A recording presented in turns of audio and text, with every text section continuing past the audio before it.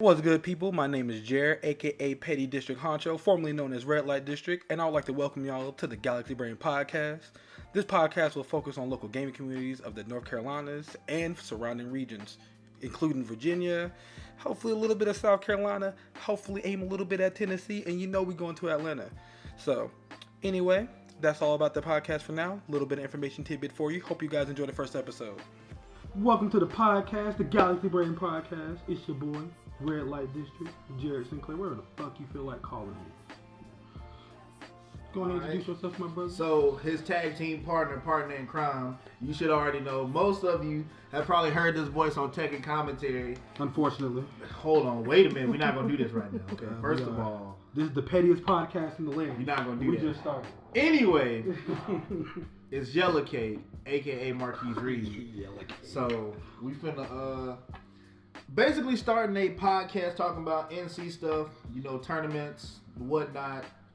And ooh, give me my baby. No. We're gonna have our first ever guest is none other than Asante, aka Inner Fat Boy. How you guys doing? Introduce yourself, young brother. Oh, here comes all the Shut the hell up. Alright, hold on. Before you even start this shit, now we gotta go back because this is what we're trying to avoid on here. This whole being shy thing, when you first get up here talking to Mike, rule number one, cut that shit out. There will be no shyness while we're out here. We ain't having that. Rule number two, I am gonna be as petty as possible while showing love. That's how I am. That's rule number two. You gotta have the ground rules down. Because you a hoe, honestly. Right. Rule number three, we all just gonna have fun up here. That's what it is. All about fun, all about enjoyment, all about community. So, first and foremost, try to get everything down pat. Now, Asante. Yeah. What's up, my brother? Man, look, let me tell you. I done been in the FGC for 3 years now. 3 years. I ain't been that long. How old were you? He don't even got a car yet. I gotta pick him up. You don't be telling nobody that, man. What's wrong with you? Oh, we put them on blast. Damn. Yeah, you definitely Charlotte Tech. Shut up. Oh, y'all cool. You ain't gotta talk Every to me street like fire that. player got their own car. Here we go with Charlotte Tech. Why y'all feel like that? But why you gotta do us like that? Because all y'all riding Daddy Eric cars. we ride in grandfather Danny's car. Oh, no, Danny rides in that nigga Franco car. But look, I've been in the FGC for three and a half years now, and I have really good experiences, man. I don't have no problems with nobody. I ain't got no rivalries. Oh, what you mean you ain't got no rivalry? Boy, we can talk about it now. I don't got no rivalries. Nah, what you gotta get off your chest. It sounds like you got a pretty good rivalry over there. A pretty good rivalry? I don't got no pretty good rivalry, but you say no one can keep up with you. That's what you're trying to say? No, I mean, I'm not a man. I got over the fact of losing in Tekken. When I played online, I don't care about losing now. I might catch a L that I don't like, what I'm saying? But everybody catch an L. You can't win them all. But, there are some people in the Charlotte group that got a rivalry going on. They're not trying to call them out. Trying to play. Call it out. Call them out. Look. This is the perfect time to air your frustrations, big fella. We gotta get all this out here. We got AI Orders, aka Micah, from South Carolina. Ooh. And then we got Jordan DeBose, aka Shadow Zeus. Them boys will sit down. First of all, let's talk about the T.O. station that set them up at the last new challenge. All right. Oh yeah, we definitely gotta get on that last new challenge section. Let's talk about that. First of all, we had a first attempt for $100 between Executioner and John Wick. Actually, to correct you, that was last new challenge. That was the new challenge before last new. I'm sorry. We had the $100 money match. Danny played too damn much. First of all, let's talk about that. Danny, he had to sauce himself up with that beer, right? It's Danny. He always does it. First of all, he needs the 4 beer power spike, and then he just. I wasn't even there for that part of. You didn't want to be. I believe it. That was free 99 until I started talking trash to Kevin. Then Kevin was playing me, not Danny. I'm just being honest. Kevin was playing me. Kevin would win against Danny. He'd look over there and talk shit to me. Like, bro, you're not playing me. So we're gonna talk about how I showed up to the tournament. I showed late. I got DQ, whatever. Yeah. So I didn't know Michael was there. I didn't know they was there. It was a whole bunch of people there. So I sat next to my man Reed. I told him I'm gonna help him commentate the Tekken tournament. So fast forward 20 minutes. Kevin gets up. Kevin and Son Gohan get up, and Stacy walk up and tell me, if Michael win this next fight, he gotta play the bows. I look at Reed. Reed look at me. It was go time. Birdman hand rub. So they sit down and start playing. I told Reed, I was like, he's about to do it to him. They gets to playing. Fast forward 5 minutes. The Bows is whooping him. I'm talking about he is going to his ass with this large. He going to his motherfucking ass. He is Charlotte, and they are South Carolina, so. But that's not even. Hold on, let me set let's set the whole story up between these two players. Oh boy, hold on, we got legendary lore happening right now. From my understanding, Jordan went in Micah's Twitch chat, called him trash, then beat him in a 1-5 in his own stream. Well, before that, they played in a downright fierce where Micah 3-0'd him in the set they played in the tournament. See, I didn't know about the downright fierce one either. Okay, so now we got downright fierce. Then Jordan went on Micah's stream and called him trash, and he 5-0'd him. Then they played at Clash of Carolinas, where Micah smashed. Micah literally dick smeared this man. Oh yeah. Like, where Snail trailed his ass. He beat him. Snail trailed his ass. He beat him 5-0. Then he turned around and beat him 2-0 in tournament because they played again in tournament and so basically he beat him 7-0 and then now we fast forward to this. So like Jordan was already thinking like, oh, y'all rigged the brackets or whatever like that. I was like, look, I'm not even running brackets. First of all, well, hold on. Let's not even talk about rigging brackets because that Koyobi, this man was like what the first number one seed? And Peter was 12. So let's not. I do remember that. So before he even says anything about that, let's not talk about that. This man got first seed. First of all, that wasn't Jordan's fault for him getting put first. That's Koyobi's fault for them not knowing that Peter's a higher skilled player than Jordan is. Pause. Everybody knows that Peter's probably the best player here, except for like in tourney. Because out of tourney, you ain't beating that man. In tourney, I don't know what happens, but Peter does not have an ultra instinct when he's playing in tournament mode. He becomes a machine. He does. But back to the main. So what happened was they started playing.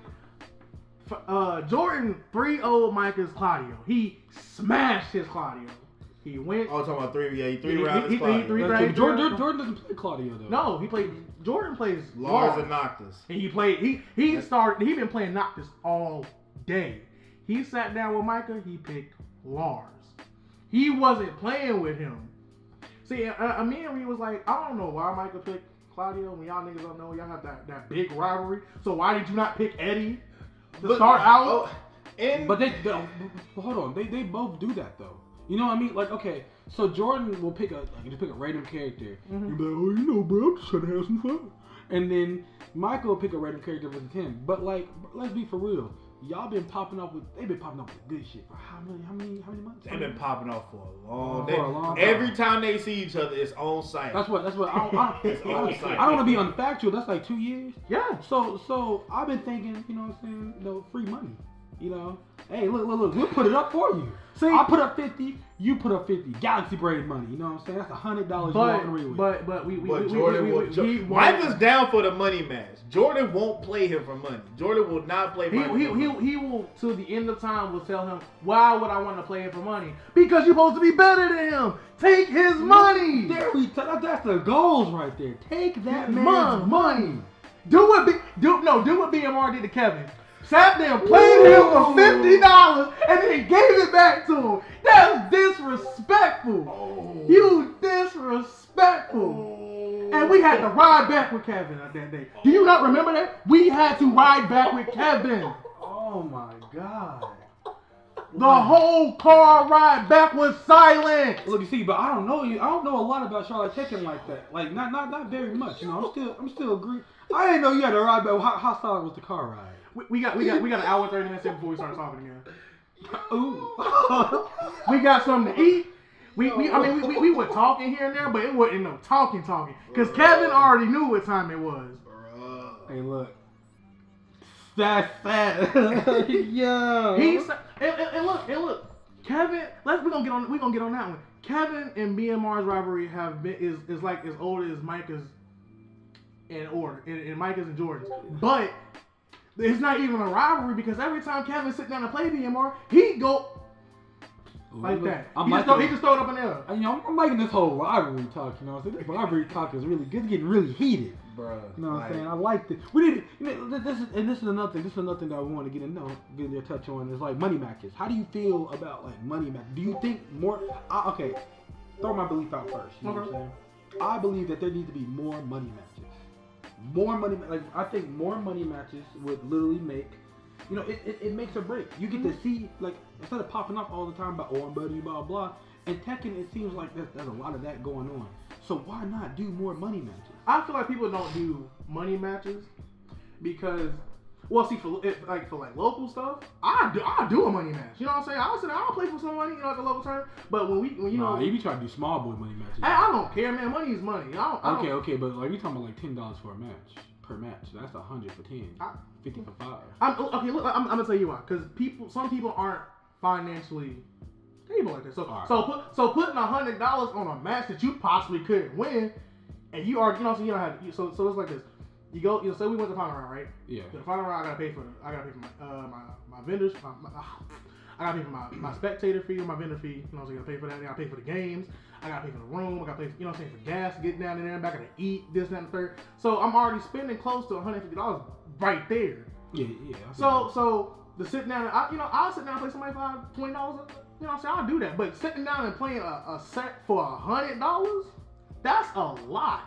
You know what I'm saying? I feel the struggle, young brother. You know what I'm saying? People trying to keep financially stable. Yeah, it's hard in the world, especially to be black. But if you win, you are financially stable. Oh yeah, I got your money now. You know what I'm saying? But you financially stable. But look, it's a difference when it's $10 versus $100. You know what I'm saying? Now we about to basically play in tourney again for that money. Oh, you right. You know what I'm saying? You're right. And you gotta come hard. You know, I'm not talking about you sit down, me and Reed sit down and play for $100. He play Armor King and I'm sitting there playing League.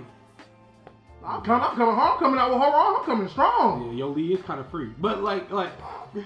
I ain't gonna lie to you, my league is free. Yeah, I'm not gonna lie to you, my league you bothered me for a hot second. I had to catch you, and I felt bad. You know, this man was. You didn't know what league did. We thrown out back for you was crying with that. This disrespectful man hop kicked me like 9 times in a row. I didn't. I'm like, bro, what is that? It didn't even look like a hot kick. I'm like, what is that? And he he's talking about the up 4-4. He ain't know nothing about that. And this man crouched down real low, just I was like, what the fuck? I get hit by.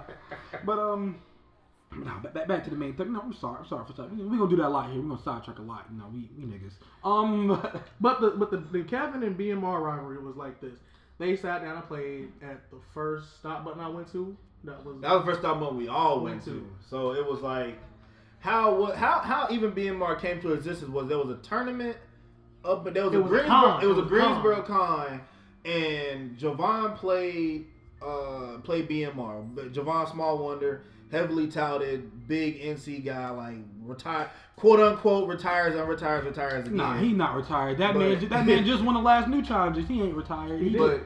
He just, you know. So yeah, so when they played, it was like, oh, this new kid, who's this new kid BMR? He used to be a DOA player, now he's playing Tekken. Was whopping everybody with Chloe. Nobody in Charlotte played Chloe like that. No. Oh, that was Kenny. He doesn't play Chloe good enough. You stop it right goddamn now. You stop it right goddamn now. Okay. But he learned. Kenny is learning. I know he's learning. But there was a Kenny who was a Chloe player. A lot of people were Chloe players. They just weren't good. He was bopping people. I'm talking about BMR is over here Cali rolling people's face and nobody's doing anything about it. We all stood there. We all did the same thing when we played him. He would Cali roll 3 times and we just no reaction. But except me. I beat his ass. I did. You're a Haran player. You probably. No. It had nothing to do with that. When Eric, this is what happened. When Eric told me how BMR played, it's the same way I have to play against Asuka. Yeah. You're going to whiff, and I'm going to back 3 your stupid ass. It's exactly what I'm going to do. Because I can't play Asuka against him because she thought they got them counter. I'm dead. I did like a motherfucker. So they played. So Javon and BMR played at the con. Yeah. BMR beat Javon, and they was like, "Oh shit, BMR's kind of good." So then we end up going up the stop button, and I think we had the run back. It was Javon and BMR again in the run back, but it wasn't even like grand finals. It was like it was kind of like early, still a little early in the bracket on winner side, or I feel like it was either on winner side or it was somewhere. No, it was somewhere between winners, semis, losers. No. I honestly think it was somewhere in losers because losers because the first stop button that was QV. It was QV. And BMR played in the finals. That's how I remember. So it was somewhere in losers that they played again, and like BMR beat him, and Javon was like, "Yo, he was distraught." You know. Yeah, you ever see Yu-Gi-Oh! GX when Jaden lost and he couldn't see his cards? Oh, come on. He was distraught. So like, that's what started the whole like BMR ain't that good. That's what Kevin was like, "Yo, BMR not that good." Blah blah blah. Second stop button. We all. So this is hold on. So this is all like the whole Charlotte Taker thing is broken down into like sagas. Yes. So BMR is like BMR literally had a saga. Yeah. So BMR is Frieza. So QV is I'm guessing is Cell, right? Oh, he forever gonna be Cell. Q. Let me tell you what happened. We went to the second stop button. Kevin, so the seeds are first and second is QV and because Kevin got third. He got the first time we went. Kevin got third. So QV and BMR are 1 and 2. Kevin's number 3. And it goes from there. It happens. So going through the tournament, BMR and Kevin have to play again. The first stop. Let me tell you what happened. Kevin lost. QV took Kevin's character and beat the dog shit out of BMR. I'm talking about he 3-0'd him every fight. 3-0 every fight. Beat the dog shit out of him. Come to the second stop button. Kevin and BMR playing again. I walk over to Kevin. You know what he gonna do. Don't get hit. I turned my back. I turned around again. Kevin getting shitted on. Reed saw the whole situation. Tell him what happened. Tell him what happened. Did he get Krillin? Boy. Oh, he got Krillin. He got Krillin. Oh man. It was bad. But I look at Kevin. I'm like, you supposed to be, this great second place from Sean. You talk like pork chop. What's the issue? We can't talk about that. You can't bring the same breath. Then after that, because that was the tournament he got 4th. So then after that, that's when the whole Chloe ain't shit. Chloe, it's easy to beat Chloe. I played a ranked match online. I don't play all the Chloes 30. Online. Yeah, again, I played 30 matches against a Chloe. I kind of know what she can do and what she can't do. Mind you, Eric, shout out to Eric, Mastermind 6000 on YouTube. He put a whole hour-long tutorial about how to fight this character. I remember that. He threw it to take a nachos shot. He literally broke down the character on how to fight this character. Broke it down. Step by step, moves, pokes, everything. What she can do, what she can't do. Broke it down. Nobody wanted to watch it. Everybody kept getting blown up by it. Every time. I have yet to play BMR in tournaments, so I can't really say like, oh, he'll blow me up or whatever. Now I will tell you this for a side note. He does have he has a small little taste of the ace factor, where once he starts getting blown up, he kind of has, he has to come back to himself because he's getting dogged, you know what I'm saying? And he will come back and blow you up out of nowhere. You gonna start swinging the things that you thought you could swing at. It's not happening. And he do it every time. He did it against when him and Reed Lilly played. Oh yeah. But Reed Lilly still. Yeah. I forgot about that. That was a money match that played at CCR too. I forgot all about that one. But the situation. So Kevin started all that. So Kevin was like, you know what? He said something. He had made a post, and BMR jumped on and was like, but you still ain't beat my Chloe though. Ooh. And he was like, but I can beat your Chloe though. Fuego. I was like, I'm talking about this went from 2 posts to 200 posts in a matter of 20 minutes. That was a meme post where Eric got on where Papa my granddaddy Eric jumped on the belt. He told me what it was. Eric's like, go pick y'all switches. Eric's like, go pick y'all switches. So BMR ended up like this. He said the next stop button or whatever tournament we meet at, play me in the first $50. He said, all right. That was generous. He said only 52. You know my rule is like $10 per match. That's pretty generous. Well, but he already knew he was gonna take Kevin's money, and we all told Kevin he was gonna take his money. If Kevin didn't come hard He was taking his money. So what ended up being the score in that match? You really want to know what the score was? Yeah. I don't even remember the score, so you gonna have to tell me. I forgot. The score was 10-3. Ooh, yikes! Nut drag. Ooh. Big yikes. He wasn't playing. The reason Kevin even got 3 wins because BMR started letting up on him. He started just he was like he Danny them basically. Turns his brain off because Danny don't. Danny. It's not that Danny turns his brain off. Danny's just like I have to put a show on. When Danny get when it's 4, it's different. There's different levels. Danny's like beers are Super Saiyan levels for Danny. So you got 1 beer, which is just normal basic Danny. Mm-hmm. Then you got 2 beers, which is Super Saiyan 1 Danny. Then you got 3 beers, still Super Saiyan 1 Danny. But that fourth beer, he skips. He Vegeta time loops all the way to Super Saiyan 4 powered Danny. That 4 beer Danny is you're not. I don't know if you're gonna win. That 4 beer Danny is the power spike that you all like. Everyone needs to aspire to be 4 beer Danny. Being 4 beer Danny it's not hard. It's just like ain't nobody else Mexican around here.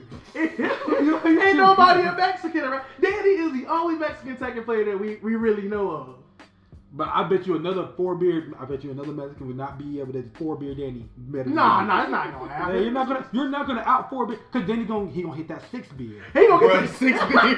and once he gets that 6 beer in him, that elixir of life, let him start losing. And he go ahead and pick up that donut. It's Modelo time. Don't let it be a Modelo either. The brand of beer matters for Danny. Oh yeah. If it's Modelo, you finna get your ass busted right there. Well, if it's a Corona, he gonna get on your ass too. That's Mexican water. Yeah, that's true. But if it's a Heineken, Danny might be like, "This is Heineken." You know, that's just kind of Heineken. If it's Modelo, Danny's beer of choice is either Modelo or Corona. If you give Danny 4 Coronas, you might not be winning any. You're not winning. You're not winning. And I told people that I was like, bro, y'all not letting Danny play his true potential. They be like, look, you can't have beer here. What you mean you can't have beer? Oh, Danny, but ain't no beer. Ain't no beer within the venue. Danny fucked. Yeah. Danny fucked. That because 4 beer Danny is real. Like a combo breaker, I'm gonna be right there. And be like, Danny. Like right got another. I'm gonna have him like a little hookup right there with the Galaxy Brain logo right there. When we went to stop, but and Danny, Danny, we was in tournament. Danny was like, yeah, I'll be right back. I'll walk out. Hop on the game. I catch Danny getting. He come back with 2 beers. I was like, Danny, what you doing? He was like, hey man, I gotta get ready. Okay. Boy, for real, he was Super Saiyan 1. 2 beers. 2 beer Danny he went straight to Super Saiyan 1. He's like, I'm not playing with y'all. You're not gonna get me in my base form. He's like, okay. We starting off right in Super Saiyan. I had to catch Danny one time. I beat Danny in tournament one time. This is when it was me and him. It was me, him, and Savage Saiyan, aka Sterling.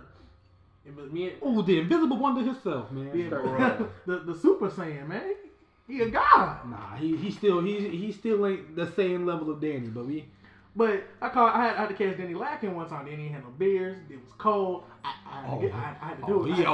I had to do it soon. 10 toes. He had 8 at that point. Nah, you know that fucking Tommy when he poking out through the door. He like that was Asante. Like, hey, I got me. I had to catch him. I had to catch him slipping. Oh no, B. But the next, so we're gonna talk about we're gonna talk about the next saga and then go up to the next topic. The next saga was where I found out that RDU, had a problem with Charlotte. I was like, well, No, it really wasn't that RDU had a problem with Charlotte. They were really wanting to test themselves against Charlotte. Now, for those who are deaf, blind, and stupid, the last time RDU and Charlotte played, basically, this was during Tag 2, and Kevin OCB'd the entire team. Yeah, I remember. Kevin got on first and beat everybody. So it was like, oh, lame. And not saying that RDU was free, but I think what it really was, it was more so like Greensboro RDU really didn't have a lot of players at that time, because to me the big player that they really had was Reed Lilly. Reed Lilly, I felt like was better than everybody else on that team at that one point. Cause Calypso was nice. Mm-hmm. Who else? I forgot what his tag name was, but Brian Douglas, he was nice too. Mm-hmm. Demo's all right. Yeah, Demo's pretty solid. But I mean, that was during tag 2, so they was like, all right, well, fuck it, we got to run back. So they wanted to run back in 7. And at that time, it was basically Raleigh Carey boys. You had BMR, Clam, Dell. Trying to figure out who else was on that team. BGS came out of boy. No, he came out of retirement. Beat my ass. Ooh, boy, hey. He look, done had my number 2 tournaments in a row. On this show, on this podcast, we hold these L's. I'm letting you know that right now. Oh, you got to. You hold these L's on this podcast. He got me 2 tournaments in a row. BGS, and it was somebody else. I think was Demo, but Demo had to dip out because he had a family emergency. So I completely understand that. So, but beforehand, Charlotte really was going to happen. Kevin was going to run through them again until he played BMR. BMR was a third string before BGS, and BGS was the anchor. You got it. From now until Kevin finally sits down and learns that he just can do whatever he wants against Chloe and just sit there, he's going to forever get ran over by BMR. And that's what happened when we was in the team tournament. But question. Mm-hmm. So would it be the player? Do you think it's the player? If he's out here online, he's beating these clothes. At that point, that's not a character matchup no more. You know what I mean? Right. Do you think that'd be a player matchup? Mm-hmm. You think BMR is like full blown? Because he is Frieza. You think Frieza just came back from the spaceship after being? I'm gonna tell you something like this. Okay, so the new challenges where the first rivalry happened, Kevin and BMR played again. Let me tell you what happened. Kevin was up 2 games already. I'm talking like he was up 2 rounds and he already had a game over BMR. All Kevin had to do was, because it came down to the wire for BMR to get around and to keep going and Kevin to win. Kevin stood up, he hop kicked, rage art. I think I remember that, yeah. And I was like, what? And he only got minuscule damage off of it. If he'd have tailspin and then did it, he'd have killed BMR and BMR would have knocked the tournament. BMR came back, beat him. Round 4, same situation. Kevin got up, hop kick, rage art. I'm talking about Kevin pulled a whole Franco. That man said a whole Franco. He pulled a whole Franco. Ooh, a whole Franco. I think to your point though, I think it's more so like you can like the thing is playing somebody at home in the comfort of your own home. Anybody can beat anybody when you're comfortable in your own home. No doubt. I think it's more so like he probably wouldn't admit it, but he sometimes gets a little nervous when he plays. Oh shit, I gotta play BMR. Now, not to say he hasn't beat BMR because he has beat him. Well, that's unbecoming. But that's unbecoming about Charlotte. One thing I can say about Charlotte, we're world travelers. Like we travel, we drive. You know, we all carpool. We'll hop in. Unbecoming to most people. Most people don't think that we travel. You know, but we out there. Yeah, they'll be like, oh, well, Charlotte don't travel. You don't know that we travel. Charlotte travels. Yeah. We go everywhere. And the same thing about carrying some of the RDU players. Like whenever BMR comes, he always brings. Well, Fish Sauce comes out too. Shout out to Fish Sauce. So it's usually Fish Sauce, BMR, Clam has been coming out. Yeah, Clam been bringing Rooster with him when he comes. Rooster and Sean Y. He's starting to come down and play. He's trying to. But Sean Y. Sean Y. is all the way in Jacksonville. Shout out to Sean Y. Boy, that's a move. That's a trek, boy. You come out them swamp waters to come down here to Charlotte. And it's the same thing for Ace. You know, he comes from the mountaintop. Yeah, that's not that bad though. But Ace, look, next time Ace, you come down here to Charlotte, I need some of that good old Asheville honey. You've been BSing on that honey. You fronting on that honey trip. I'm gonna need you to come off that shit. All right. Let's talk. I got one more for you. So there's one more saga. I got a question for you. It's not really a saga. It's more of it's me. So when I first showed up to the Tekken scene, when Downright Fish was running around. Yeah. I met everybody. I sat down and played Javon. Javon was the first person I played, and I gave him a run for his money because ain't nobody ever seen a Horong as decent as mine. We was playing tag too. You're like the only Horong. That don't count Asante. Kinda, I will piggyback off of that too. You're the best Horong, but you're also uncontested, my brother. Nobody played when you came and played Javon. When I heard that, so I was like. Well, because me and Stacey were talking about, I was like, well, nobody here plays Horong. Not even Pete. Pete don't even play Horong. Pete, I don't think Peter like Horong either. No, Pete, and I'm going to tell you about that. When Peter sits down and plays me, Peter goes to pick either Jack or he picking Delvin. Peter gonna always do that because he hates Horong and he is not about to play with the strings. Peter don't like it. I put the pressure on Peter. Peter just turns the brain off. He don't know what to do. It happens every time when I put the pressure on him. But the last two challenges, Peter beat the dog shit out of me. Yeah, I saw it. He beat the dog shit out of me. Shut up. Don't even tell nobody about that. Look, but I went to my first stop button. So my first stop button. After I played BMR, I had to play Son Gohan. Now Son Gohan beat me. I've only ever played him one time in Tag 2, and he watched me. He watched me with his Wang. I think it was Wang and what was his team? It was Wang. It was Wang Fang. It was Wang Fang. I think it was Wang Fang. The last time I played Son Gohan, this is when I think I got third at with this one Reese was still a thing. Mm-hmm. I got third. Son Gohan played. I think he played Miguel and somebody. I think that was one of his team, but I think his main team was Wang. Yeah, Fang. his main team was like Wang Fang. Yeah. So he watched me. Wang and Moon is serious, man. That grabbing that back throw, I couldn't do nothing about that. Wang was a savage with that. But fast forward to Tekken 7, I started showing my ass. Every time me and him sat down, I had to do it to him. So basically, you saying Arcade Impact is free is what you saying? Yes, they're very free. Arcade Impact. Be careful what you wish for. The only person from Arcade Impact that will ever be good, and I probably will not probably be that person, is Pepper B Too Spicy. Yo, my boy Pepper B Too. He is putting in that work. He be doing it work. He'll do it to me. I guarantee it. But for orders, Son Gohan. Is Black Gazebo part of them? Oh yeah, White Gazebo. We don't call him Black. White Gazebo is a part of him. White Gazebo. All White Gazebo is a part of him. White Gazebo. Who else is it? I think he played Street Fighter instead, but he played Tekken 2. The Steve player.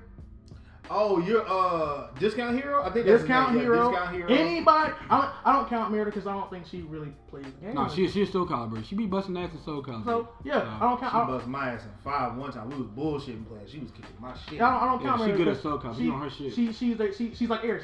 She's their technical person. That's what I see her at. But the rest of them, I will sit down and I will money match on them and I will take all their money. Every last single one. I like where this is going. Be careful what you wish for. We can take it back because it's video proof. I busted Micah's ass. I did. I busted the dog shit out of him. He did bust the dog shit because Micah thought he was gonna get a free win on the side. And I beat the dog shit out of him. Got Both his characters. This man lies. And you can't deny it. And you wanna know why I busted Micah's ass? You wanna know why I really busted Micah's ass? He beat Josh Taylor, and then he got up and he saw me sit down. He was against the free match. Yes, the free match. Yes, free match. He sat down. I busted his ass with my horn with the okie doke every time, and he said, "What happened? Why I lose?" He said it's not fair. He said, "Bro, he's cheating." Basically, he's cheating. I said, "No." You know when someone say that, you goddamn just dusted. I had both. You can't say that. You can't say that. Oh my God. I had both. Son Gohan actually had my number for a hot minute in that tournament, so I turned my brain off and just started doing whatever. You are wrong player. I ain't gonna lie to you. I turned my brain off and started doing whatever. It's only a matter of time for that. I had after I won that tournament, I had them in there labbing wrong until they left to go home. I had them in there sitting labbing wrong. Yeah. So you mean to tell me that y'all have never seen Horong a day in your life? Y'all all, everybody plays online, and y'all have never played against Horong? I've never played against a Horong. Horong is like that very rare breed of character. Like, first of all, you got to think about it. The character itself is very technical. Mm-hmm. Yes, there's a lot of bullshit you can get away with that character, but that character is super technical because you got to know this stance goes in the right foot forward, which goes into this, right, which goes into that. And they all intertwine with each other to do all the strings. Now, if I go into a certain stance and you pressing buttons and I catch you on the counter hit, I catch you on the counter hit. Oh, you mean fucking whiplash? Not that. You mean whiplash? You mean switch stance whiplash? Oh, you mean switch stance backlash? I mean hitting Peter with. Fuck out of here. I don't know how. This man over here bragging.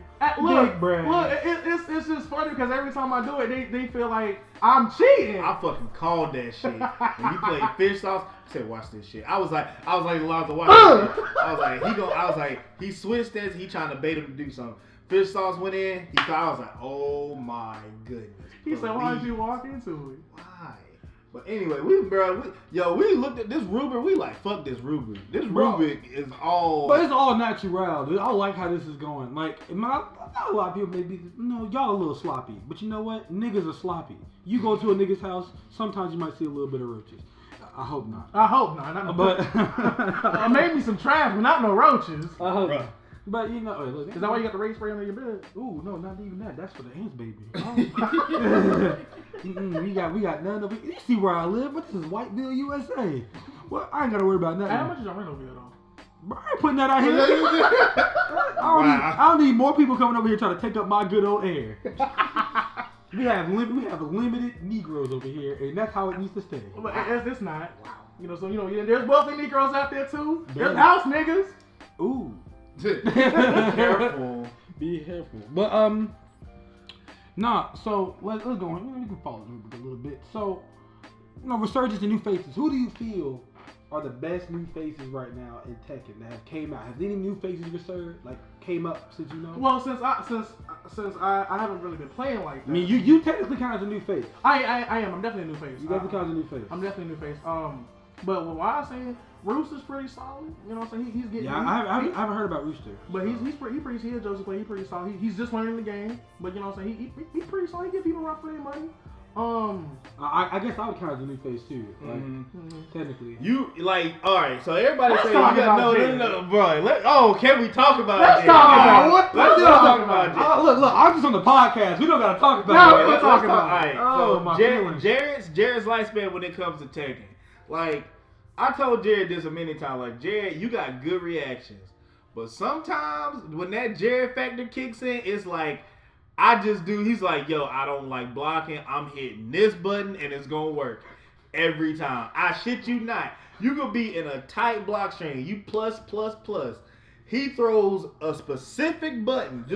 I'm pressing this button right here, and you get launched. You what? Excuse me?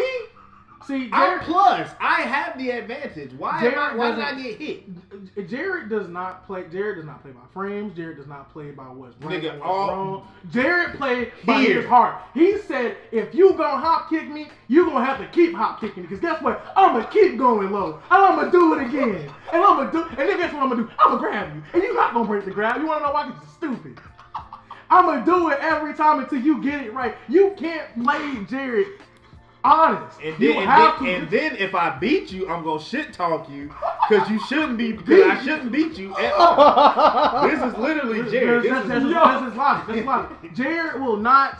Jarret does not. Jarret will tell you when you sit down, I don't play Tekken, so play me at your own risk. And people think that's okay. I ain't got no problem. He's lying to you. He plays the game a little bit.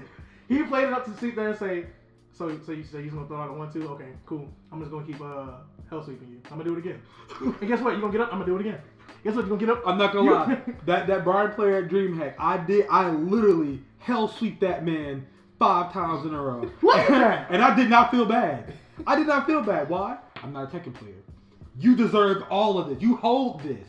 And then I played that Devil Jin dude, and I got my ass busted.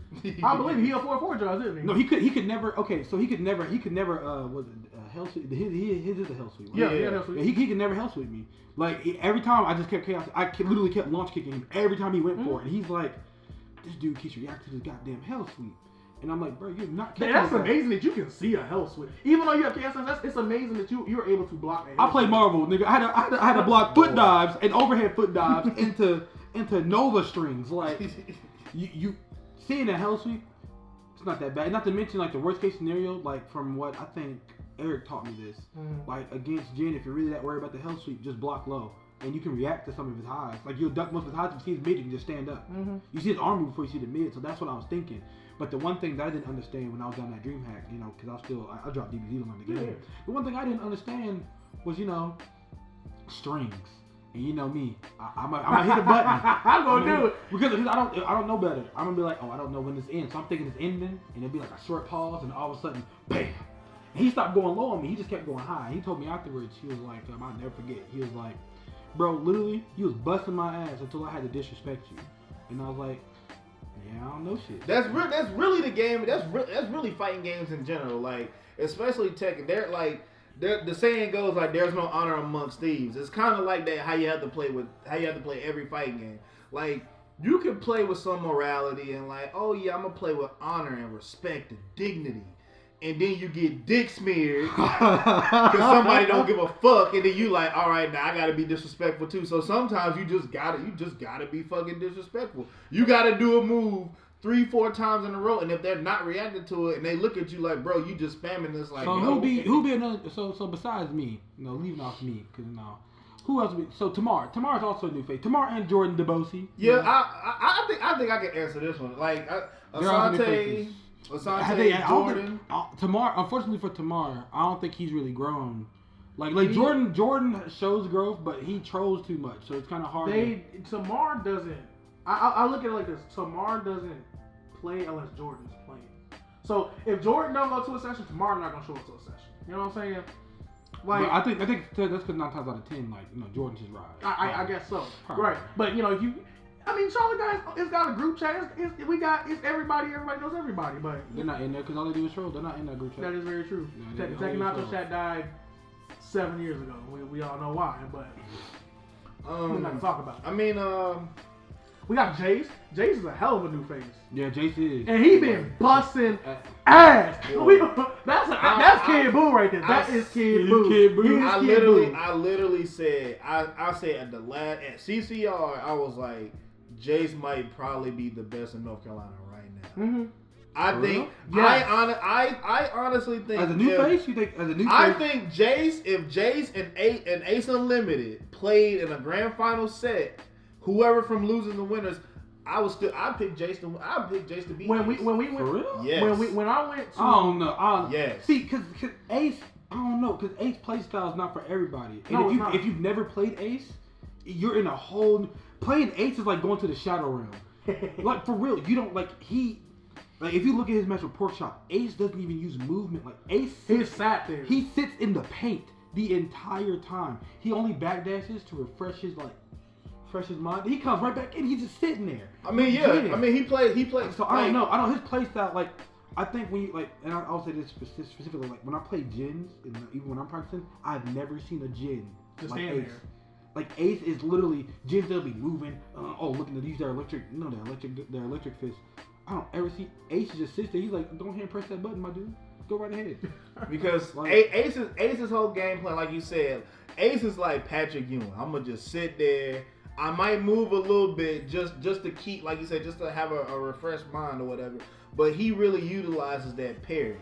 So he'll go in. He knows a high coming parry electric, and then you getting clapped, and now you losing. Oh yeah, you getting clapped. And I can say the same thing for Javon, even Peter to a certain extent, because Javon and Ace play so similar. The only difference between their two play styles is that Javon actually has movement, so he can skate out of there if need be. I don't know. Javon plays very scary.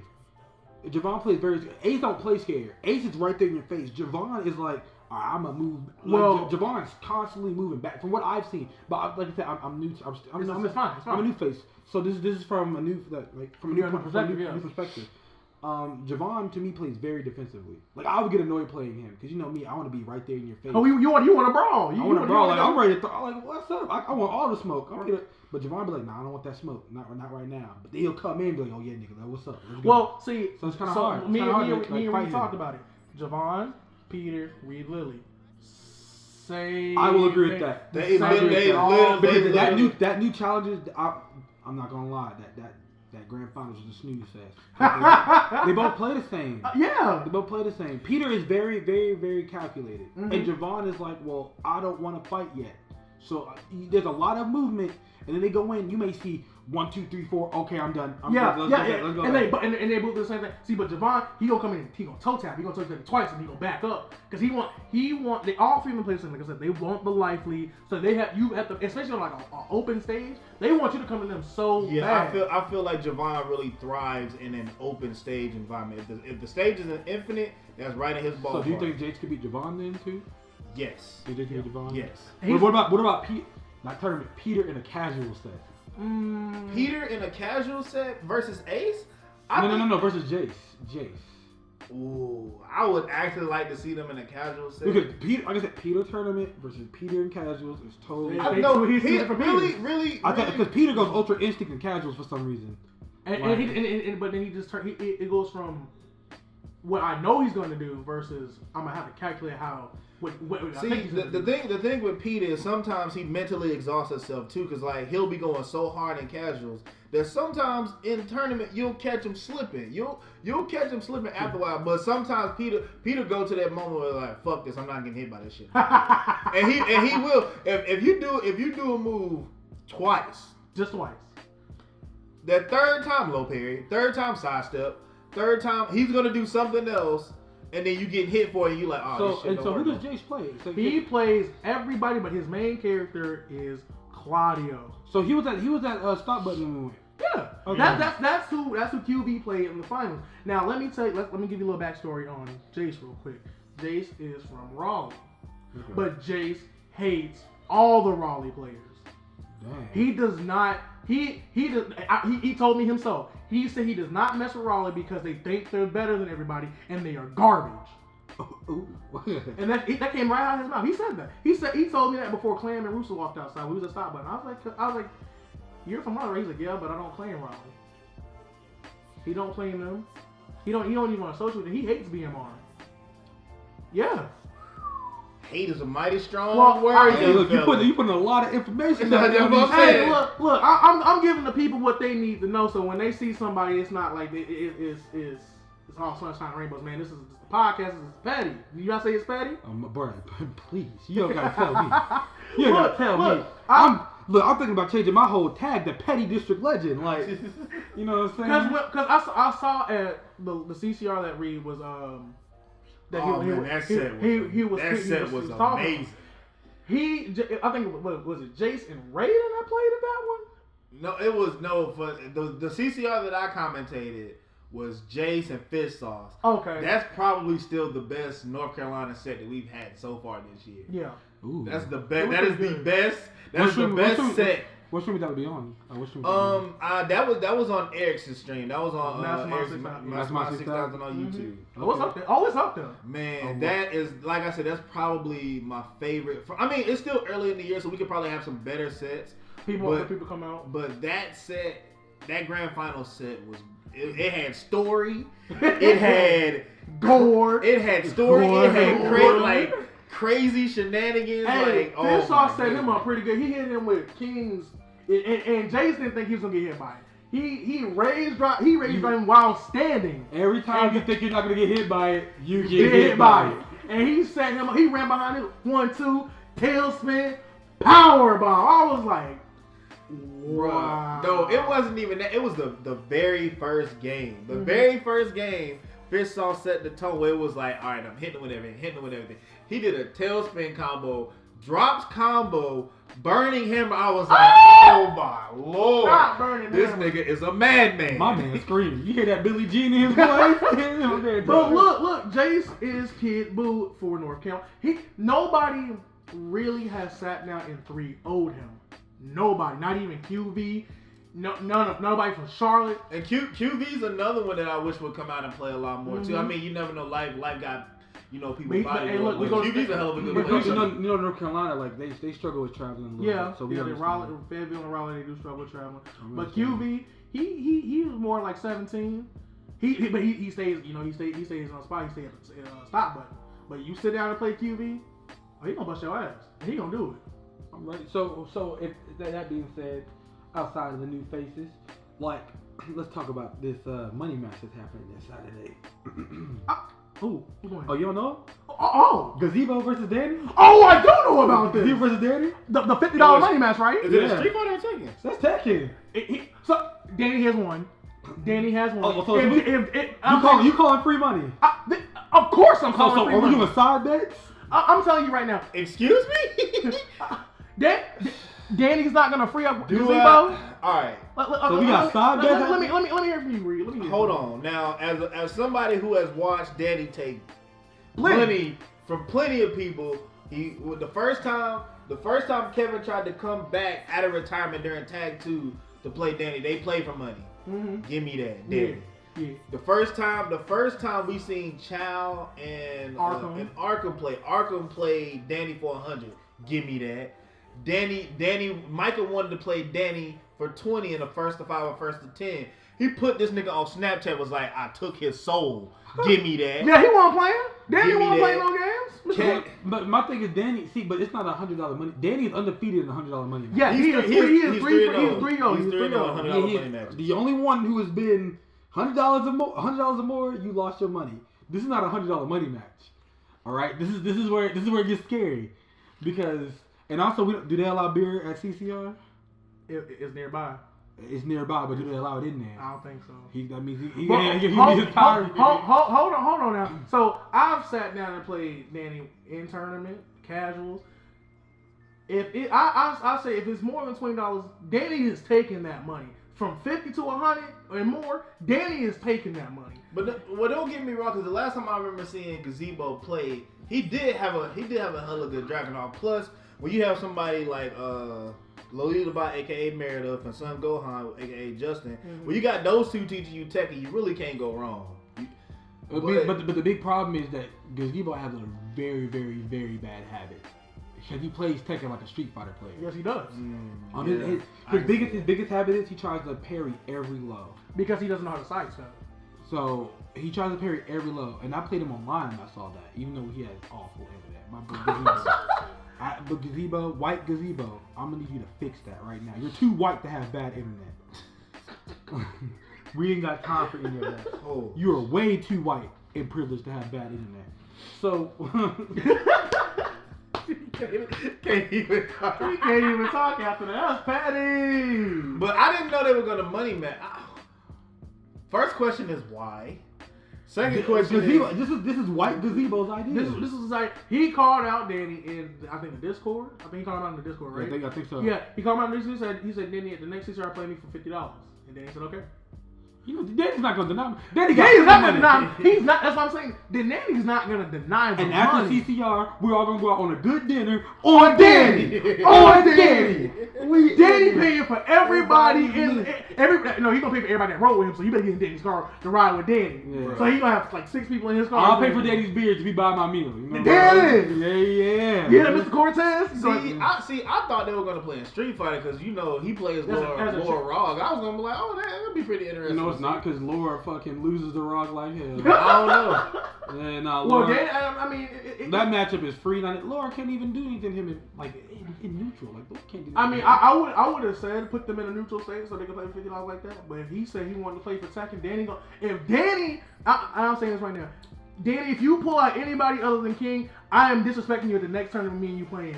I will pick King and I will chain grab the shit out of you. I know you're not gonna break him. So you go King versus King now? Like Peter did, and Peter beat the dog shit out of him. Do you not? What was that? He also did that to Fish Sauce too. He did King versus King mirror. He won, and I see when Peter does that, he wants to see what your mental is in the mirror match. He do it just to see what your mental is. If he can get inside your head, and I'd do it to be petty, but you know that's you. That's a different story. You gonna do it and be like, yeah, what you gonna do? You're not gonna do nothing. You gonna Jaguar, and then press 1. That's what you gonna do. Yeah, you're right. That's exactly what you gonna do. But yeah, I didn't. Yeah, that's crazy. I didn't know they were gonna play. I'm kind of interested now. Oh yeah, I can't wait to see that. And this is gonna be my first. No, this is my first CCR. I've been very vocal about not going to CCR. It's fun. Well, it's because I was very vocal about it because I was like, if y'all don't come down here, then I'm not. No, I wouldn't come up there. That's understandable. I'm not showing support for people who don't want to show support for down here. But I mean, like I've been seeing them coming down more, so I'm like, I'll pop out. I'll go out there, pop out, and show love. I know, especially the Smith, Clementine, all the DBFZ people. Oh, shout out to Clementine. Shout out to Clementine. Clement. That's for a nigga show. Hold on, wait. Can I just say it though? She's the whole reason I'm back playing Dragon Ball. I'm gonna leave it at that. She's literally the entire reason I'm back playing. You are too, but watching that grand final set between her and JP at the last new challenger. We gon' that's episode 2. Episode 2 of this podcast. We gonna get on the DBFZ with the legend Sweet JP. We get JP. Oh! We're gonna try to get Sweet JP up here. Definitely. That was your man right there. Yeah, especially with how good he did this weekend. But today we gonna focus on. We're still gonna focus on Tekken and Shark. So let's hop on the topic of Unite. Let's talk about that. So Unite, that's gonna be a pretty good shot for Tekken for what I remember. What for the past week and for Unite. I knew Unite was gonna be a super. If Unite would have went down, Unite would have been a super big hub for Smash, because like really the South Carolina boys, like that's their game. South Carolina, they're all about Smash. But I think that would have been a good Tekken hotspot too, especially if you could, because I think they're trying to get data too. I thought that was going to be a huge Tekken hotspot. Because remember, Clemson is not too far from ATL, so equal distance from Charlotte to ATL. Right. Yeah. So that means a lot of ATL players could have came up. Charlotte could have came up. Look, that could have been a perfect chance for a 7v7. You know what I'm saying? For Tekken. I would have loved to commentate and see that. You know, I'm talking shit all day. Apparently, Data wants to do Atlanta versus North Carolina. Now, will they get some people from Tekken House to come play on Data, or was it all Data's people? Now that's what I've heard. They don't want to do that. Remember, the last time Data came up here, they got dragged. I don't think any of them made top 8. I think it was an all North Carolina top 8 when they came up here. No, it was Koyobi last year.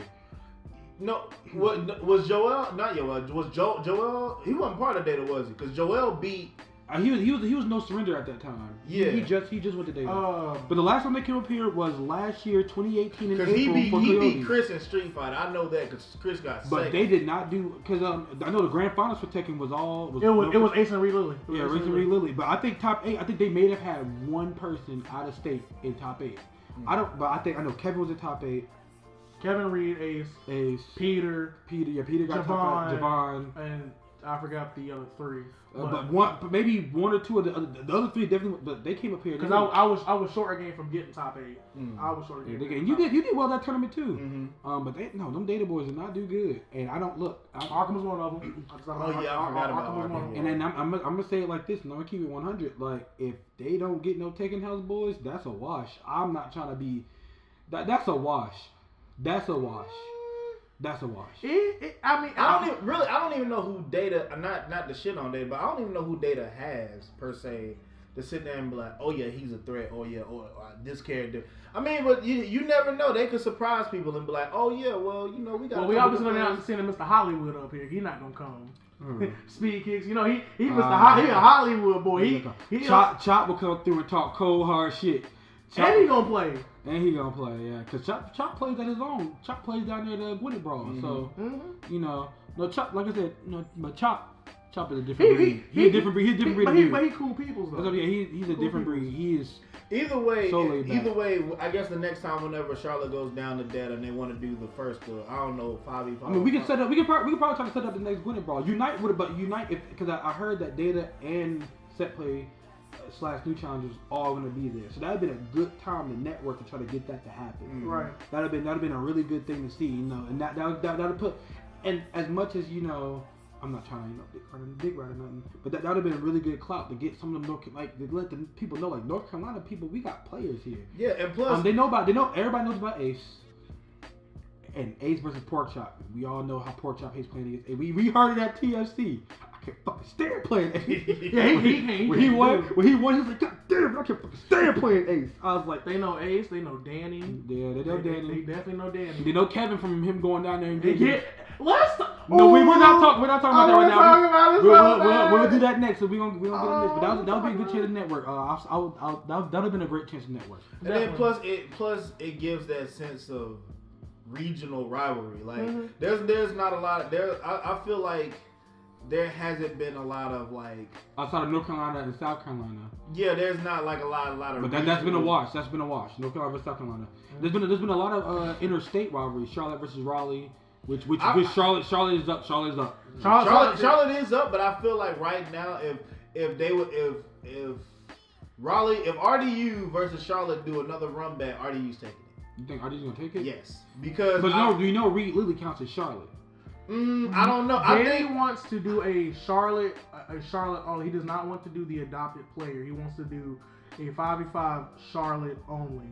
He wants to do, but that's crazy because you can't say Reed Lilly is like family, like down here. I mean, he is. He is like family. That's kind of hard to say because if Reed Lilly wants to play, like I would be inclined to be like, yeah, bro, like let him play. Right, but really because Greensboro don't got nobody. I mean, yeah, Greensboro don't got nobody, but when you put Greensboro, Raleigh Durham in that Raleigh Durham area, like really, in my opinion, the best players from that area, Jace, Reed Lilly, That's 1 and 2. Mm-hmm.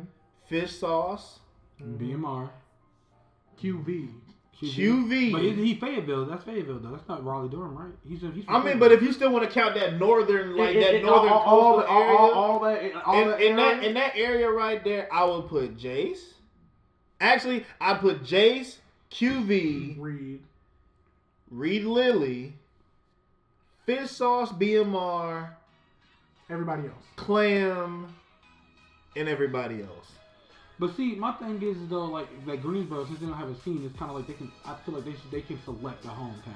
I mean, they can, but I feel like Reed really did select Charlotte. I think that'd be kind of like he made the best selection too. I think that'd be kind of like wrong. You know what I'm saying? Wrong to leave, like of all people, like you know what I'm saying. Well, I get what he's saying because it's like saying somebody comes out of Concord. And they're in Concord. That's not Charlotte. You know what I'm saying? Yeah, but Reed Lilly is like like when it comes to Tekken and Charlotte Tekken at that, Reed Lilly is like family, bro.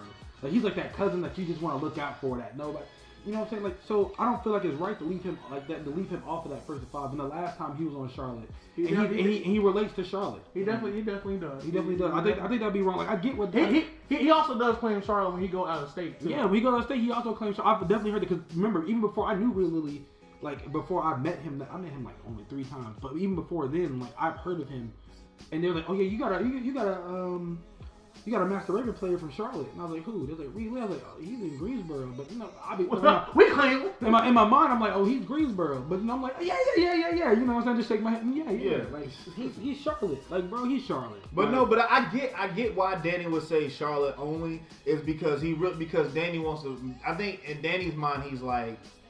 Yeah, we could claim Reed Lilly, but let's focus on who's really good in our own area. I got you. So that being said, who do y'all think will be on that first? The team would be if the Charlotte All-Star team for Tekken. The Charlotte All-Star team for Tekken would be Danny, Kevin, me.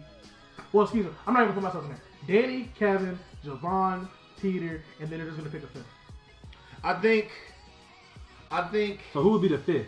That's the 5th. The 5th will probably be Stacy. I would say Stacy would probably be the 5th. What about Mario? There's a lot of 5th. There's Asante. There's me. There's Mario. Definitely Mario. Mario getting bodied by life right now, and I wouldn't say like bodied by life like it's bad. He has a lot. He has a lot going on. Yeah, work and everything like that. So you very rarely. We barely. Shouts out to Mario though. No, but yeah, what's his team is his name? Oh, TCO? TCO. The Chosen. Oh, boy. Yeah, definitely, man. But we got me, we got Mario, we got... I mean, I can say myself as a 5th. I can say myself. We got if Jordan, if he wasn't too trolly, I feel like he would be a good 5th. And I feel like that's what holds him back as a player, Jordan DeBose. Like, I feel like he could be really good if he humbled himself and stopped being just a troll the entire time. Like, there's trolling... And then there's like, bro, do you really want to get good, or do you just want this online clout? Just whatever. Like, do you just want online clout? And like if you want online clout, make yourself a Twitter and go in there and troll, because you getting caught up a low tier guy is not a good look. You just got bodied by online. Y'all almost got bodied by Mike. Ooh, but so there's him. I think that's it for all the selectable players. Like, I don't want to cut nobody out and be rude or anything, but I think that Taj would be. Taj Sterling. Sterling would be a really good 5th. I think you have to make it 7. I think you have to make it like to see who's really good. You'd have to make it 7 because there's too many players that you can add on there. You know, and shouts out to Sterling. I don't know where he's going. He hasn't been out. I don't know where he's going. He hasn't been out. He hasn't been out. I'm pretty sure he's still practicing Tekken though. Sterling is really good at that game. Sterling is someone that has so much talent, but because he's so damn down on himself so much, he doesn't bring it out. You know what I mean? And Taj be trying to bring it out of him. He tries so hard to be a Sterling's fame, I feel like is better than his gym. Yeah, his fame will tell you up the frame. He's gonna do it to you. He's really gonna do it to you. But since he doesn't, when he sits down and plays. Sterling plays like an anime character. I'm not gonna lie about it. He plays like an anime character. It's Sterling, bro. Yeah, we know. But if you start doing some wonky stuff on Sterling, he frees. He frees up and he just play. He do the play-by-play. You know what I'm saying? He start like he'll do what I do. Flow chart. And you flow chart a lot though. We gotta get you out of that. So let's go 7. So we got 7 deep. So we got Danny. We got Danny. Danny, Javon, Peter, Stacy. I'll say Taj and Sterling. Yeah. Taj and Sterling, but the 7 can be switched out. So I'll put Sterling over Taj, to be completely honest. And then you got, the 7 spot is then your flex pick. Yeah, because honestly, really truthfully, whoever can make it. Really truthfully, I think like if you put Javon at 5, he'd be like, he's like, I'm tired. I really don't play like that. So he would take himself out of that equation. And me and him will have extra beef because I'd be like, bro, if you don't get your big buff ass, if you don't get your small buff ass out of here with that logic. You too small, you too buff to be sitting at time. But look, this is what will happen. So days before Javon will tell us he's not. This is what happened. Javon tells us days before he's not gonna go. We're gonna start. So say me, you, and Jarret, and Danny. We all get in Danny's car, right? We go to Rob to play the 7v7. We're gonna get there. Eric, Peter, Stacy, and Javon are gonna show up. And Javon's gonna be like, yeah, I want to play. He do it every time. He gonna tell us like days ahead of time, like that Wednesday, Thursday. I don't want to go Friday. I don't want to go Saturday. It's like having that itch. Yeah. It's like you scratch it and it's like it goes away, but it always comes back. It's like fuck. It's like me with Tekken Tag. It always comes back. It always does. You always want to play it. I almost completely forgot the second topic I was about to spit out. What was it? It was something about Kevin. Oh boy, we didn't add Kevin. I don't think Kevin was on that list. Oh yeah, we did. Damn, that's fucked up, ain't it? Oh, we did. Kevin's a family man. Kevin's a family. So if you got to catch Kevin on a good day for that. I mean, if you put it in advance for a team tournament, Kevin would show up. Yeah. So it'll probably be Danny, Kevin, Pete, Javon, Todd, Sterling, and Stacy. That'll be your seven. And on top of that, Stacy wants to play. Stacy is sometimes, he was like, he's not really feeling it sometimes. Yeah. So that means, but we got a lot of we got a plethora of players. Yeah, we got a plethora of players who are all at the same power level for that 7 spot. So, I think we can make that thing work. So who would Raleigh's be? It's going to be a combination of Raleigh Fayetteville because Raleigh Fayetteville Greensboro. Yeah. They would have to combine one. So in my opinion, if we would do a Super 7 versus Super 7, Jace. Yeah. BMR. Got you. Fish sauce. I feel you. Clam. If QV could come out, if he wants to go. Rooster. DJ Rooster. And we got that BGS. BGS. That's another one. They got Raiden. He's sometime too. He's real sometime. Mm-hmm. But yeah, I mean, that area up there, they have a plethora of players too. But they have to combine. They cities have to combine because they just don't. No, I feel you. I mean, because Charlotte. I will say Charlotte is deep. Charlotte Tekken is deep. Mm-hmm. Like even if anything else fails, from what I understand, just look from what I hear. I'm a young blood coming here. What I understand is if anything else fails, there'll always be Charlotte Tekken. Yeah. But I mean, we've seen that. Like when SF5 hit their dip, there was still Tekken. When DBFZ hit its when it got fucking Exodia obliterated, Tekken was still running. There was still Charlotte Tekken, and at every session there was always Tekken. It's rare to go to a session and there's not Tekken, and even if they're not at the session, they're at somebody's house playing Tekken. Right. So, but I think if RDU and Charlotte ran it back for a third time, I think RDU will probably. Jason. And I'm pretty sure they would agree Jace being anchor in case shit get not even anchor in case shit get a little he's wonky. Going to be third. He is going to be He'll third. be third at most because I'm pretty sure.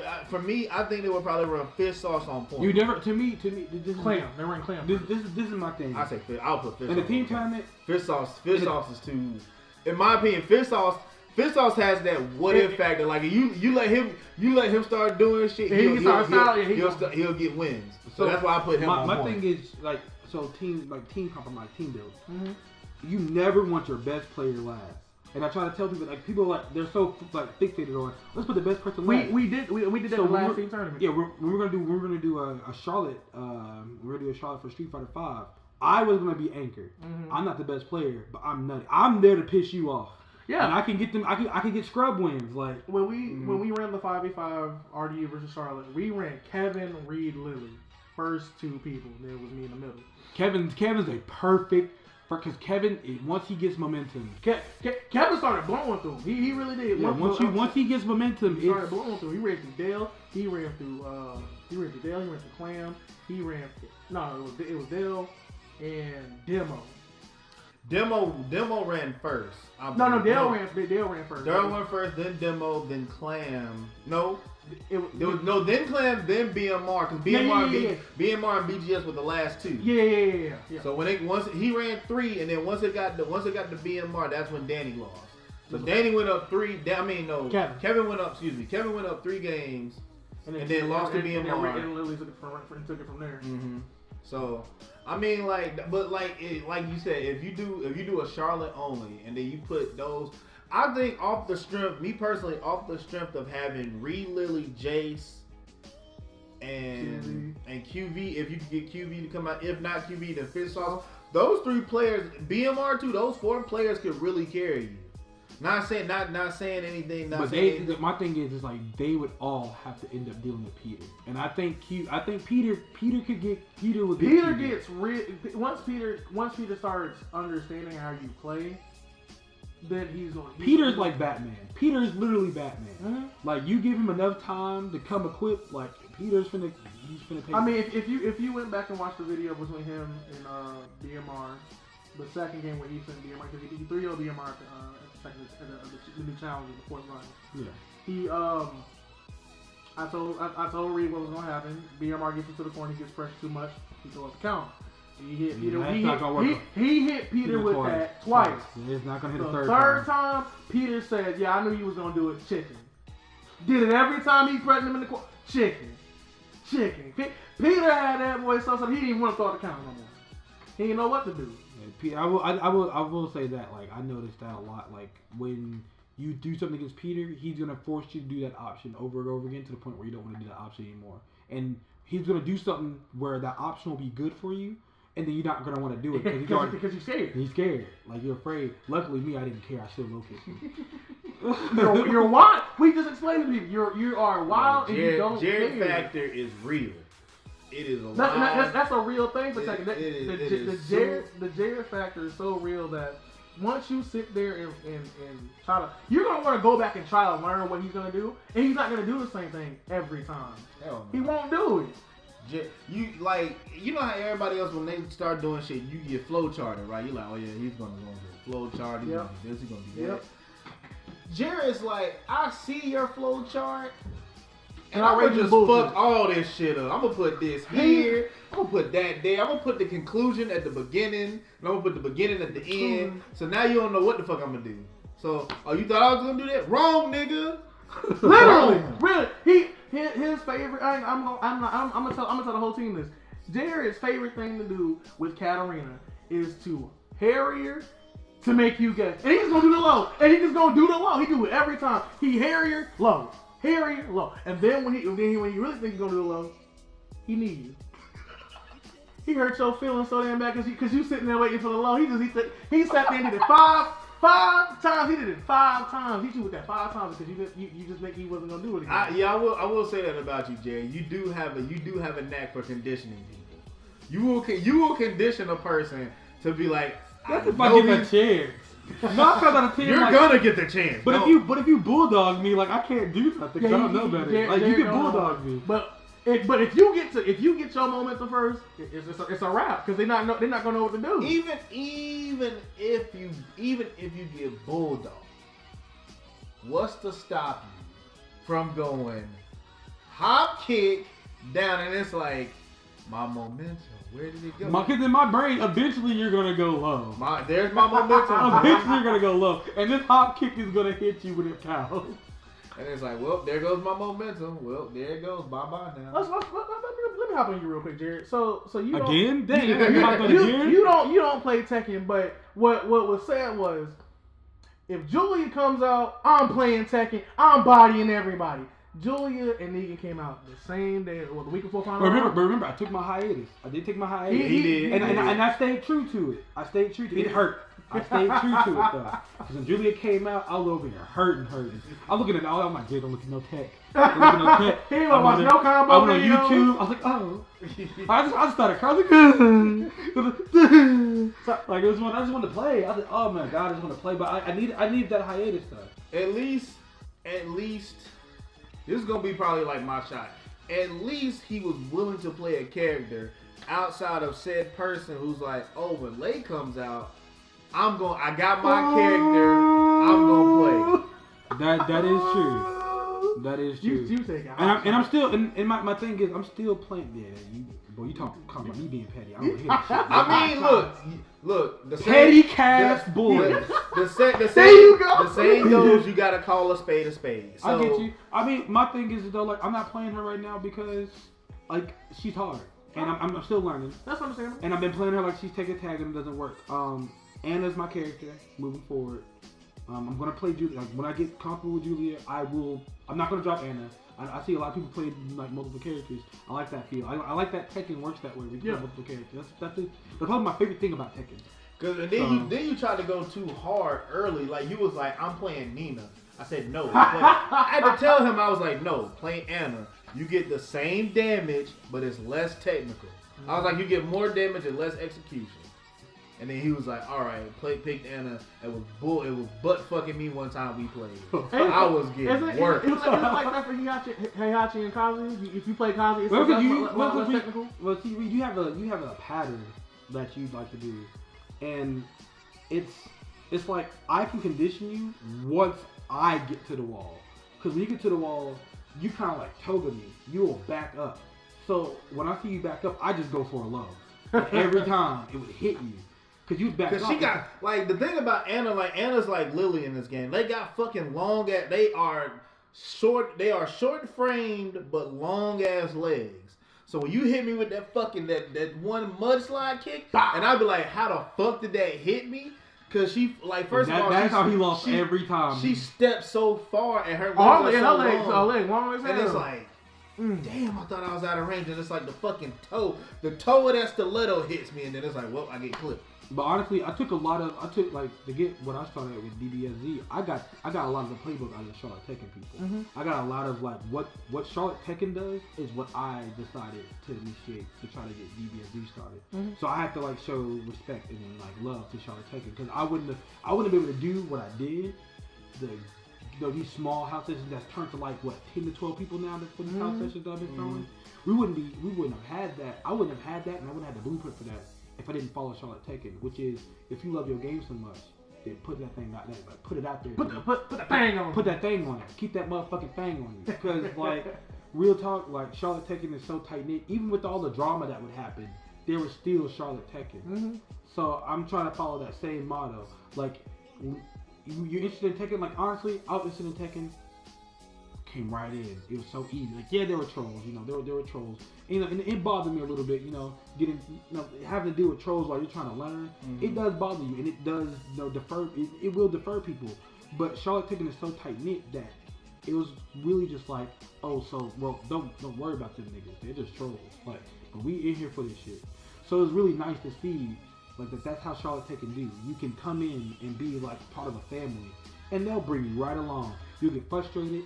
Some will laugh at you a little bit, blah blah, make jokes, drink a little beer, and you go back to playing. And it's like, okay, well, this is what you got hit by. Understand this. Peter is a prime example. Not saying that everybody else will do it, but Peter is like, he'll middle of the set. That's a low, right? Mm-hmm. You can duck that, or he'll do it again. He'll do it again to you afterwards. Yep, and to see if you'll react to it, or he'll be like, okay, if you like, yo, I got a problem with this character. Okay, boop, quits game goes right to character select. You about to work. And then he's like, okay, this is what this character does. That's why we call Peter Combat, because he really is Combat. And like you go in there, he'll tell you, okay, character wants to play from this range. Doing this specific move. Eric does it too, and Jovan. Mm-hmm. They'll both say, okay, character does this. You got to eliminate him from doing that. If you keep him from doing from this, you have a chance to win. To me, one of my favorite people to play around is Eric. Mm-hmm. Because playing around Eric he knows the game so well. It's like he will point out and he'll tell you what's bullshit. Eric talks to you like how people will be like, they'll say something, it'll sound like this. They're like, oh, well, you know, you could do this to it, blah, blah. Eric will flat out be like, that's some dumb shit. If it don't work how Eric say it do, it's dumb and it's bullshit. He's like, that's dumb shit. Like, you can do this to it, that may not work. But people talk when people talk about Tekken, people talk about Tekken in ways of guarantees. When Eric talks about Tekken, Eric is full knowledge of some dumb shit may happen, so this may work. So if it doesn't work, don't get upset. You can try this. Eric is the person that you go to for multiple options, because just because he tells you how to do it, that doesn't mean you're going to use the right option at the time to make sure that it goes through. And then the game is weird as itself, because like what will usually work, you'll have a character slide up under another character. Yes. You'll have a character. We don't see some Harada moments. You'll have a character fucking sidestep and you hit him. And then you got a weird ass tailspin from the side combo that you got to do. There's a lot of weird shit in this game. I mean, just like with every game, but in this game in particular, there's a lot of weird shit that happens. It's called Tekken Mechanics for a reason. That's exactly what it's called. When the weird shit happens, it's Tekken Mechanics. I mean, you just in that sense, you just gotta adjust. It's like, okay, that's not supposed to happen. But if I can tailspin it, or if I can, I gotta catch it. Yeah, or if like, or in old terms of like tag 2, if that shit don't work, if I gotta bound it, and if I can bound it, if it's in the air, I just gotta bound it. I gotta go ahead and get a combo. I gotta run with it. Combo might not be optimal, but at least it's something. So let me tell you a side note real quick. The real best player in Tekken is Alonzo. You want to know why? I'm gonna tell you why. Let me tell you why. This man picking the underdog. Because Alonzo plays the one character that none of us know how to play against, and we all don't know how to play against, and it's Eliza. And I always tell Alonzo, if you would play a character like you play Street Fighter, you gonna beat the dog shit out of everybody, because nobody knows how to play against Eliza, and that's a true fact. Who do you know how to play against Eliza? I do. You do? Because I don't care. Well, we not talking about your petty ass. Whatever. I know how to fight against Eliza because day one that was my character. Mm-hmm. Day one I was like, you lying? No, for real. Day one, when that game first dropped, I said I'm playing Eliza. Day one, and I did play her for a bit, and then I came right on home to Switzerland, where my boy Lars is from, and I was like, I'm sorry I left, my bad. Open up the door. Shout out to Set Play though. They're the real MVP. We set them new challenges. But I mean, I will agree with you on that Alonzo pick, because I do feel like if Alonzo applied himself, I think if he literally sat down and applied it. Sorry to cut you off, my brother. If he really sat down and applied himself to any game, because when you saw what he did when he applied himself to Mortal Kombat, that was like you fully got to see how good Alonzo could get if he applied himself at a game. Real talk. So I like your Alonzo pick. Mortal Kombat was when you saw Alonzo do really well. Soul Calibur, I think Alonzo would bust almost anybody ass in Charlotte, including Danny. Yes, that's a proven fact. I think Alonzo would bust Danny ass in Soul Calibur. I full blown think that. I'll put my money on Alonzo. I see what you're talking about, because I seen him do it in Tekken. Alonzo picked the Bears, and many people don't play the Bears. This is before Ranchu. And this is before Ranchu. Alonzo was out here bodying people with the Bears. And then nobody know what to do. But Alonzo sit there, he'll have to play somebody somebody fake decent for real, and you lose. He's like, wow, fuck it. Alonzo has the same problem that I have though, because we don't have much knowledge of these characters in this game. We can bust your ass if we get offense started, but on defense, if we don't know how to block, if we don't know it, we're gonna get blown up by it. And Alonzo, but the only difference is Alonzo gets demoralized when that happens to him. Yeah, because Alonzo gets demoralized when that happens to him, and he's such a good. To me, Alonzo could be such a good player, because like I said, in Soul Calibur, like if you watch him play Soul Calibur, that boy is methodical. And don't give him a lot of space. Alonzo gonna do it to him. Alonzo gonna do it. He's not gonna care. Alonzo be like, boop. He's gonna say, let's get it. He's gonna hit that button. It's just him getting. Alonzo gets into his head, and he's one of those players where it's like you gotta keep feeding him positive motivation. You have to, because. Once Alonzo psych himself out, it's done. Over. It's done. He's done with it. And that's why I keep telling him, even though people are not playing Soul Calibur, keep that energy for that game. Because you're going to get people through your love of the game. If they see you enjoying that game that much, eventually people are going to come along and want to play the game. It may not be big. You may have 5 or 6 people. And those 5 or 6 people will travel out the tournament, and now you have, 12 people, and more people travel out for you may have 20 people. Same thing that happened with DBZ, same thing can happen to Soul Calibur. But I really do feel like Alonzo and Tekken can be really good if but he needs to work on the defensive aspect and the mental aspect of don't get down after you get that L. Hold that L, ask questions because he's partnered up with Eric. Mm-hmm. Eric is literally a library of Tekken. Mm-hmm. So talk to Eric and get that knowledge and that feedback. Record your videos when you go out and let Eric watch them. I don't think Eric won't mind watching your video. Like if you're serious about learning Tekken, Eric will sit down with you and will go through the whole. Because he did that with me. I learned Anna literally by playing Eric, and Eric literally was like, "Oh, you caught on so damn fast," and I was hitting him with just like what I did with you. Mm-hmm. You showed me a combo, I will even without you telling me the inputs, I will replicate that combo to the T. And I literally feel like Alonzo can do the same thing. And Eric showed me how to play live because I was picking up first, and I was doing good.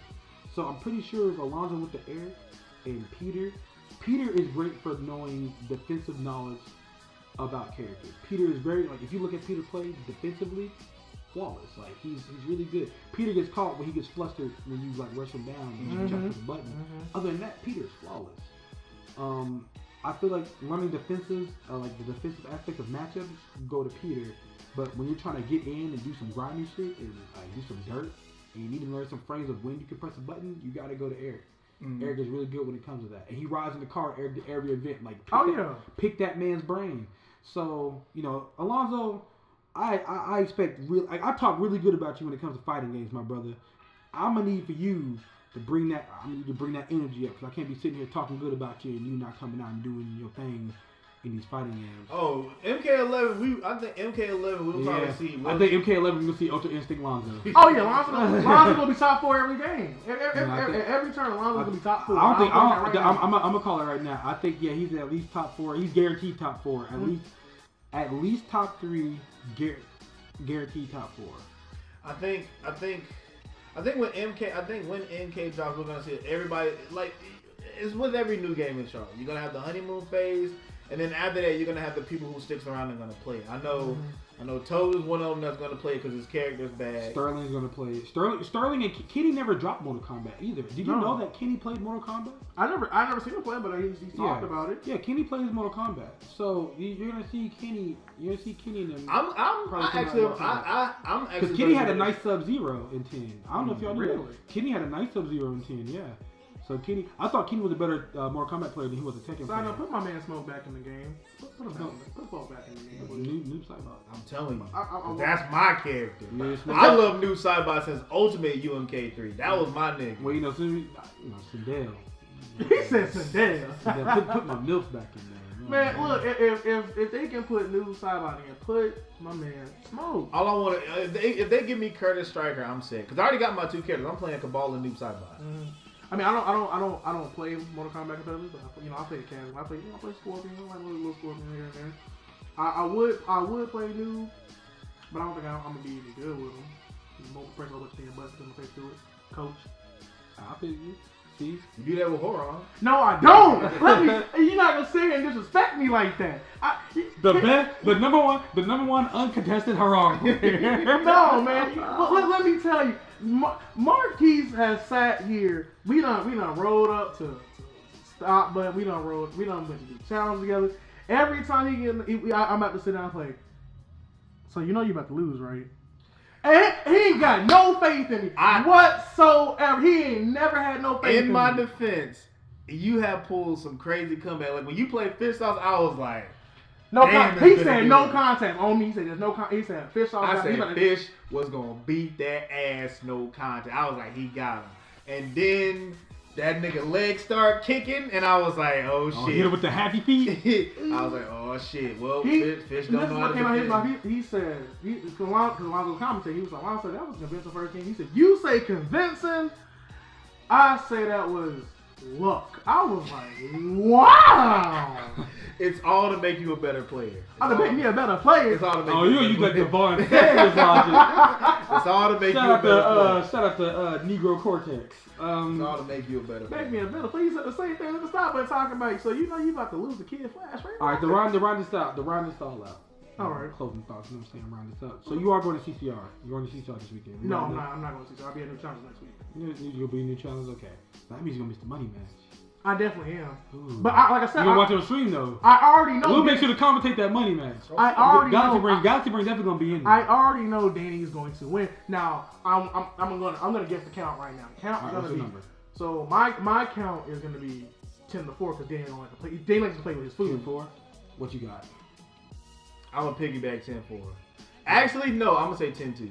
Okay. I'm gonna say Gazebo will get 2 games, and then he's gonna get put up against a character he's know nothing about. Cause what's gonna happen is he gonna play some two bullshit characters.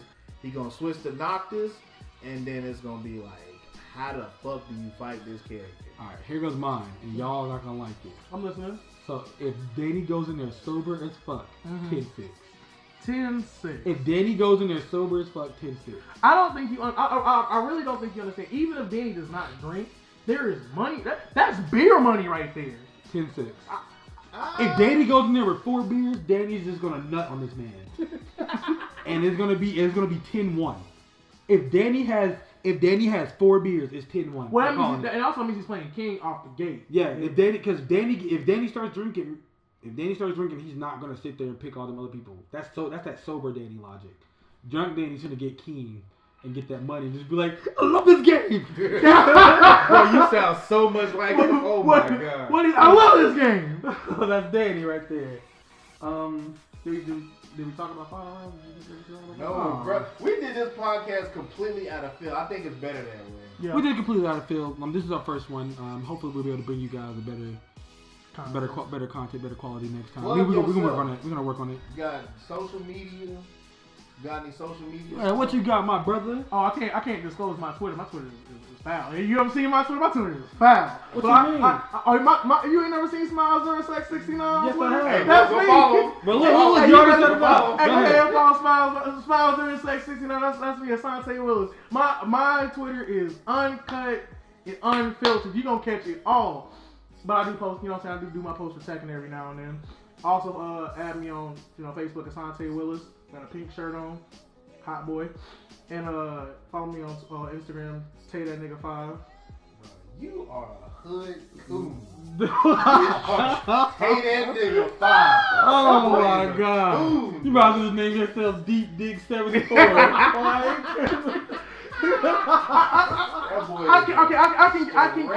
can give you a backstory. I'll tell you the backstory. That man said, "Tay that nigga." Oh my god. I can give you the backstory on why I have my Twitter name is Smiles0669. You ever see Dormitainment? Yeah, Keith used to show me Dormitainment. Dormitainment is the funniest YouTube. By the way, if y'all have never seen Dormitainment, please look that up on YouTube. Greatest video, girl, that's a booty hole. Greatest video ever seen. That man said, oh my god. That man said, "Tay that nigga 5."